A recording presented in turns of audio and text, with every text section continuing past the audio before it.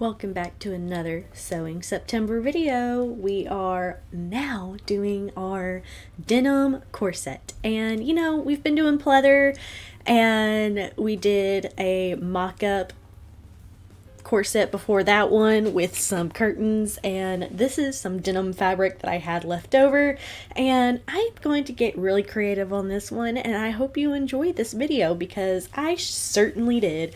And I can't wait for y'all to see the next video, which might be a Wednesday video, because there's another sewing project that I want to do before Sewing September ends. Well, I'm still going to sew on my own time, but I meant like filming. So here's the denim video.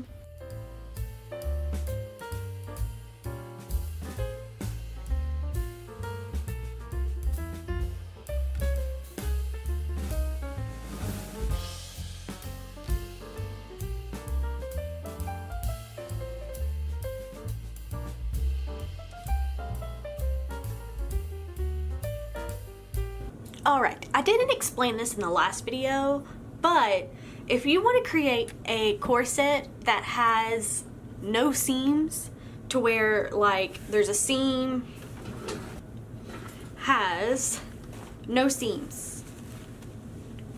Well, there's seams right here, but each panel, as you can see, it's like this seam is completely inside, but also this seam is completely inside. So how you do that is you do, I guess we can call it the sandwich method, and you're essentially sewing 4 different layers. So you have your shell layer, and behind you have your lining layer, or at least this is how it's going to be on this one. But this is also how you can make it reversible. And how we're going to also make this reversible is the threads are going to be the same. Like the top stitch and the bobbin thread are going to be the exact same thread, and they're going to match pretty much with both sides of our fabrics. So what we do is, each piece has its own layer, or each piece, you want to make sure all your pieces are where they need to be, in the order that they need to be. So we have this one's going to be first, this one's going to be second, and then we have this as our third piece, and then we have our middle piece, and it kind of goes backwards the other way, the right side. So if you want them all to be, together and in the right place, have them laid out. But what you're going to do is take that first panel and then the one next to it. You're going to do this every single time. You're going to flip it over, make sure you're matching your notches. It's crucial to match your notches in this one, or in this method. But I like this method because it's pretty fast and easy. But you're going to sew, or stack those on top of each other.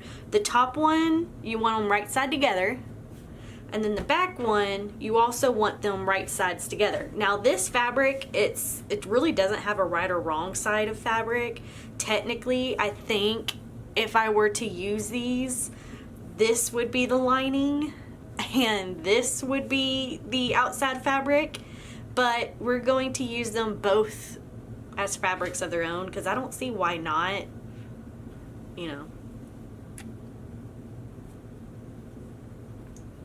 But match up the notches.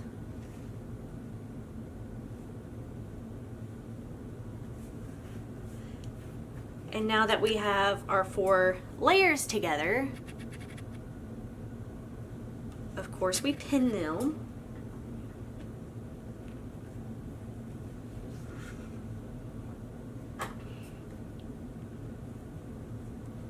And I'm going to sew it and show you how it looks after.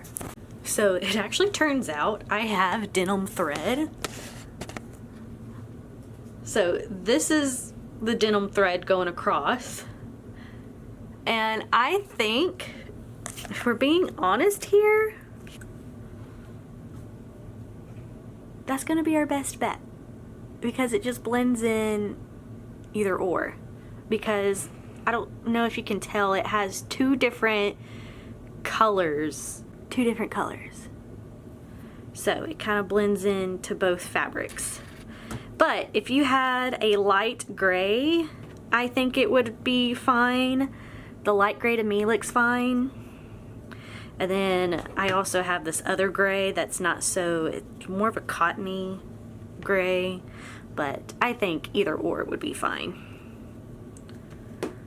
So I just wanted to share that with y'all, but I'm gonna use this dual duty plus denim thread for jeans, and I can put it in my machine. And luckily I also had a bobbin thread already prepped with this, so yay. Okay, so now that we have it sewn together, we have this seam right here, up and down, and then we have the reverse side, and we have that seam right there.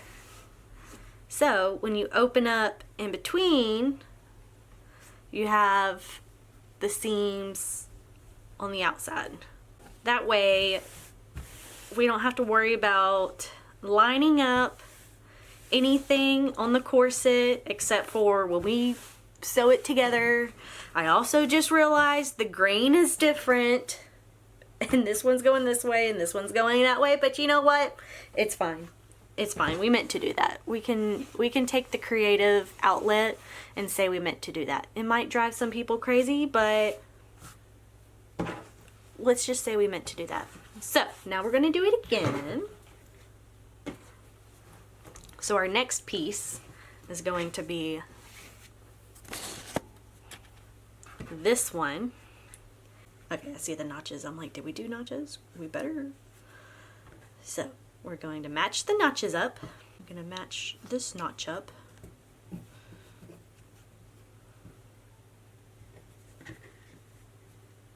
And we're going to, oh, nope, we're not going to pin yet.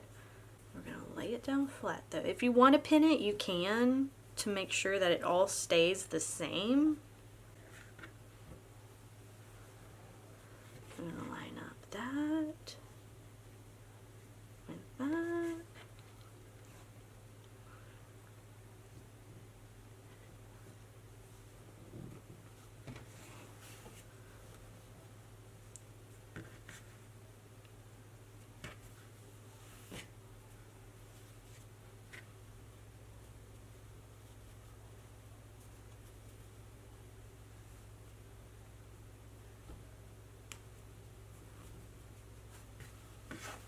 Match it, match it.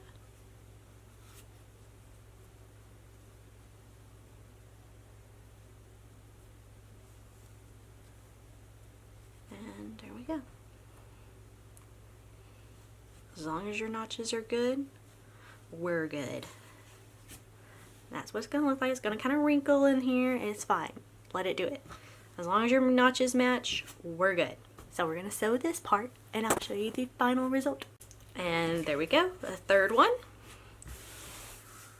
All flat and nice. Now if you wanted to go the extra mile, you would iron this and keep going, which I might do just to get a really clean look. That's what I'm gonna do. I'm gonna get the iron out.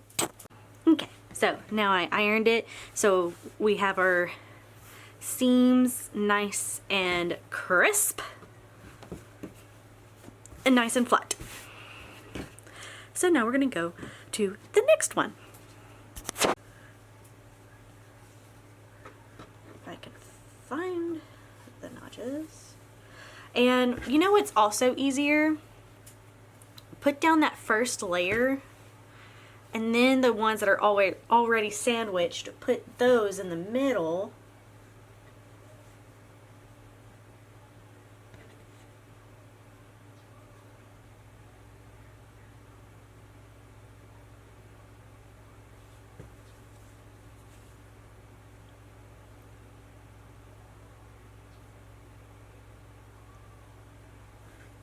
And this is also why we iron, so that you can see these go together. They're a little off, but it's fine.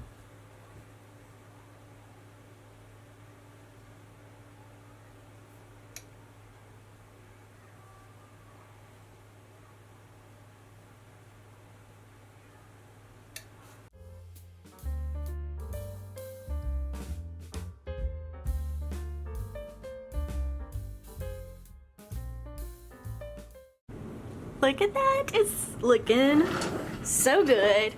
It looks a little yellow, I know, or I see it, but I didn't burn it, I just didn't put anything down, so I kind of yellowed up that little area, but it's so perfect. It's taking up shape. Now, if you wanted to also, well, I should have mentioned this, if you had any padding or wanted any padding, put it in right here or put it in both of these pieces probably to, you know, wear this without, you know, a bra, or to just wear this by itself. But you do have two materials, and we're gonna have boning go across this area, so you probably don't need padding. But if you don't want to do binding, you can do, or is that binding?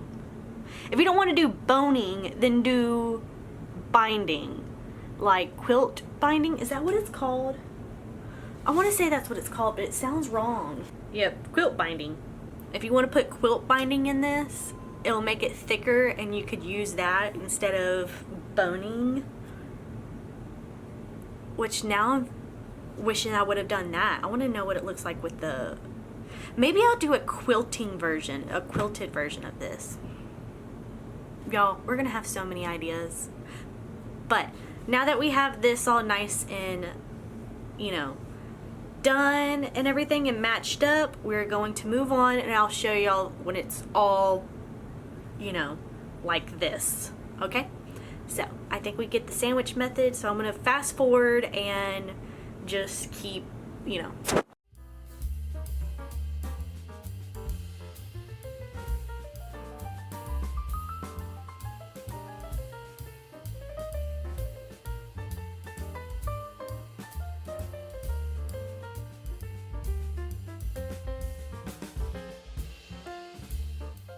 So this is, I want this to be the front. Sorry, it's gonna kind of fold like this because it has that curve in it. But this is one side, this is the other side. And luckily I cut these all the same. It was just these pieces that were cut a little bit differently. So it kind of all goes really well together. I like how it looks. It looks almost like tiger stripes in a way. But I love it. I love how it turned out. I think, so I'm going to, the longest part is going to put the boning into this and put in channels. All I'm going to do for the channels, I'm going to probably put, the last one, I put 8 different channels. So 4 going this way, 4 going that way. And I did like 2 or 3 right next to it, and then I did 2 on each side of each seam going up. So I put, you know, a seam right here next to the seam, and it would create a channel itself using the seam, and then I would put another one and create another channel. So I like to put 2 on each side of each seam until we get to like right here. I put 1 in between, or in the middle, because there's like 2 right there, and I put 2 channels right here. 1 channel being for the grommets or the eyelet pieces, and the other one being for the boning, and then we put a boning in the middle and 2 bonings on each side of each seam. And I don't like putting a boning going straight up and down. It just looks too weird for me. So I'm not gonna do that. And I'm not gonna sew binding around this. What I'm gonna do is I'm gonna cut the sides.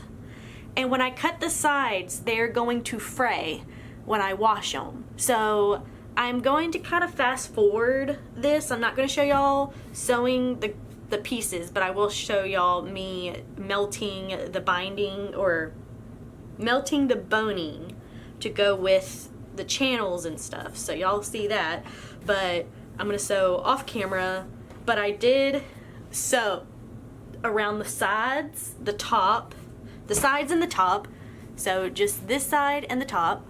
That way we can put the boning in from the bottom, and then I'm going to sew a straight line right here, and then I'm going to cut slits into the sides, wash it, and everything else. So I'm so excited for this one, and I love how it's so much easier to do just regular fabric and not the pleather. The pleather I can work with again. I think I've perfected the pleather. I'm just getting sick and tired of doing pleather, and I'm sure y'all are too. So let's move on to the rest.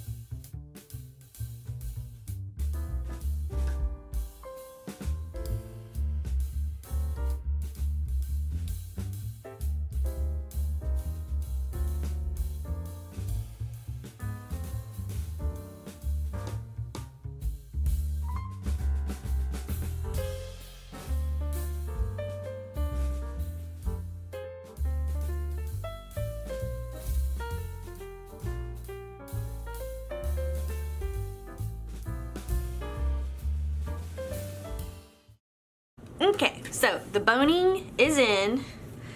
I already love it. I love it so much.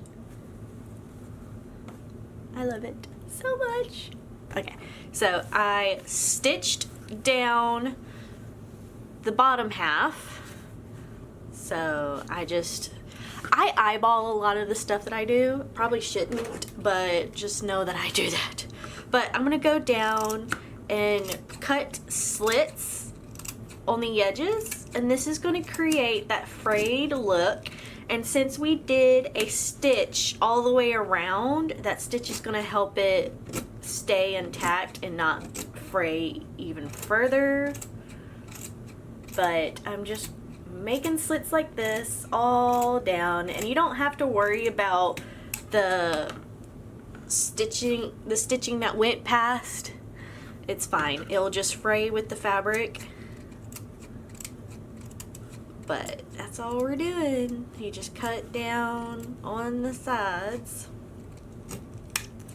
And then I'm going to add the grommet pieces, put this in the wash, and we'll try it on when it's done. I kind of like to, these little thick parts, kind of cut a V into.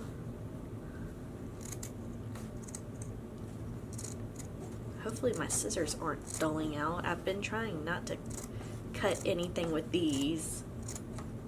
These are my good shears. So yeah.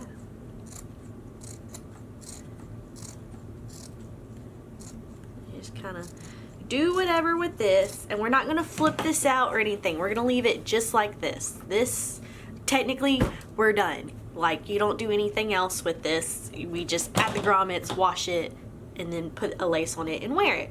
So it's easy, fast, and simple.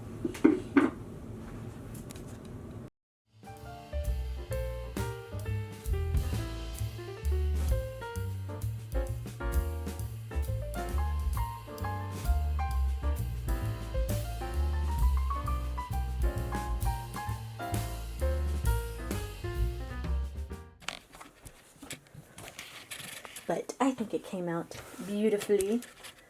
It frayed perfectly on the ends.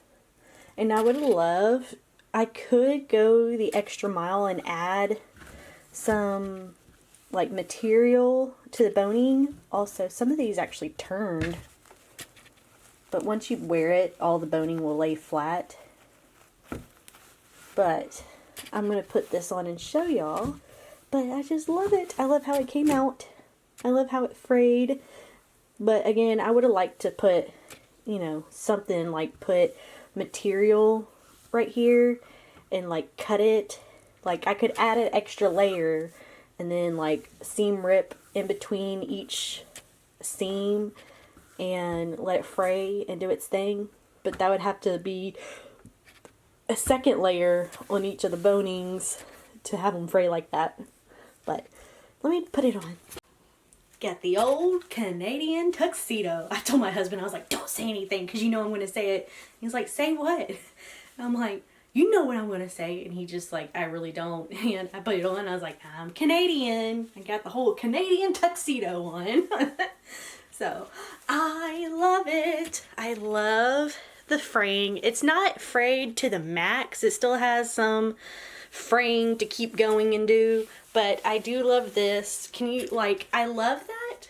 I, like, the boning really stops from any kind of, what do you call it? Like, any, not nip slip, but it really helps with hiding any nipples and stuff like that, if you know what I'm saying.